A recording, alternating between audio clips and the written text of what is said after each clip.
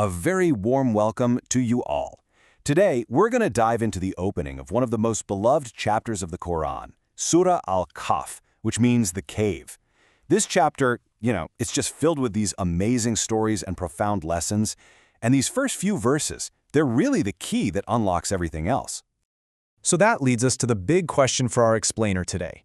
How on earth does a book's opening sentence, a statement about the book itself, end up setting the stage for this unbelievable story about a group of youths who sleep in a cave for hundreds of years? I know, they might seem totally unrelated, but you're about to see just how beautifully and powerfully they connect. So the chapter kicks off with this incredible declaration of praise for God. And the reason for the praise is very specific, for revealing the book. But pay close attention to the description that comes right after. God has not made therein any deviance. This is our foundation. Before we get into any of the stories, any of the commands, we're told that the guidance we're about to receive is perfect, it's straight, and it is true. Okay, so what does that actually mean? For a message to be straight. Let's really unpack the purpose behind this divine communication. The text uses a very precise Arabic word here, iwaj. Now, iwaj means something that's crooked or contradictory or something that would mislead you. So by stating right at the very beginning that the book is free from this, the Quran is making a huge claim. It's saying this guidance is clear. It is not going to lead you down some confusing, twisted path. It's a straight line, completely free from the distortions of human error. And this straight message, it has these two perfectly balanced jobs. On one hand, it's a very serious warning. It talks about the real consequences for those who turn away from the truth.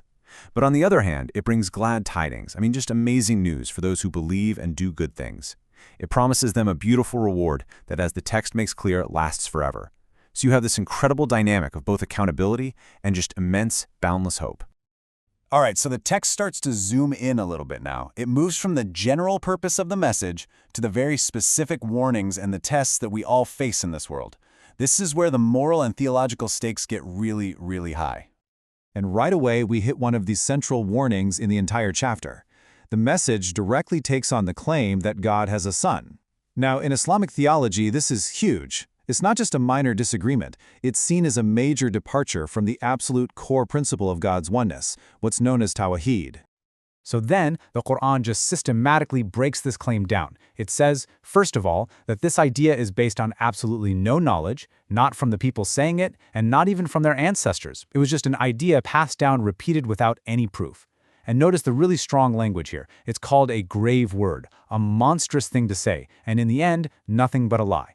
The message is crystal clear. What you believe about God has to be based on knowledge and truth, not just something you inherited without question. Now, the focus shifts from these theological ideas to the very world that we live in. And this next verse is just so profound. It tells us that everything on this planet, all of its beauty, its wealth, its attractions, it's all an adornment. But it's an adornment with a purpose. And what's that purpose? It's a test. This whole world is a testing ground, to see who among us does the best deeds, to see if we get lost in all the shiny objects, or if we remember the one who made them. And then, boom. Right after describing the world as this beautiful adornment, the very next verse delivers a massive reality check. One day, all of it, every single bit of it, will be turned into barren ground. This stark contrast is there to put everything into perspective for us.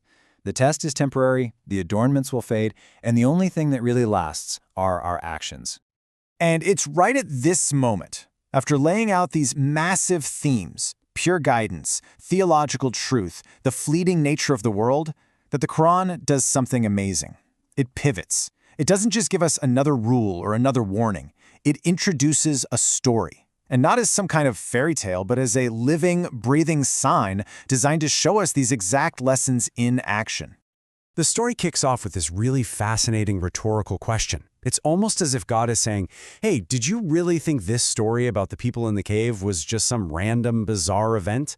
The implication, of course, is that it's not. It is one of God's many signs, or ayat, that's meant to teach us something incredibly deep about faith, about time itself, and about divine power. So how does this incredible story even begin? Well, it's not with a miracle. It's not with some dramatic escape scene. It begins with something quiet, something humble, and something unbelievably powerful. It all starts with a prayer that is the absolute heart of this entire narrative. This is what they ask for. Think about it. A group of young believers running for their lives because of their faith, they find shelter in a cave. And the very first thing they do is turn to God and say this. They don't ask for money or for power or even for their immediate safety. They ask for two things that are absolutely essential: mercy, coming directly from God, and for God to set them up with right guidance in their messy, difficult situation. And now look at how God responds. It was a direct answer to their plea for guidance. Step 1, they took shelter and they prayed. Step 2, in response, God gave them a refuge they never could have dreamed of, a deep, deep sleep that protected them for centuries. And then, step 3, he awakened them, not just to wrap up the story, but to reveal a critical truth to the entire world. The whole reason for their awakening is presented as a kind of test. It was to make it undeniably clear to everyone who was arguing about them, who really understood time and God's power. Their reemergence becomes this living, breathing proof, a sign that just shatters human calculations and reveals a reality way beyond what we can normally see. The miracle wasn't just for shock value. It had a very clear teaching purpose. Okay, so let's tie this all together with the key takeaways from these opening verses. First, the Quran's message is laid out as a straight path, a clear source of both serious warnings and incredible hope. Second, all the beautiful things in this world are really just a temporary test of our deeds. Third, as the youths showed us, true refuge from any hardship starts with a sincere prayer for mercy and guidance. And finally, miracles aren't just spectacles. They're divine signs meant to teach us profound lessons. And that leaves us with one last powerful question to really think about. The most spectacular part of the story is the 300-year sleep, right? But the narrative makes a point to begin not with that miracle, but with something much quieter, a simple heartfelt prayer.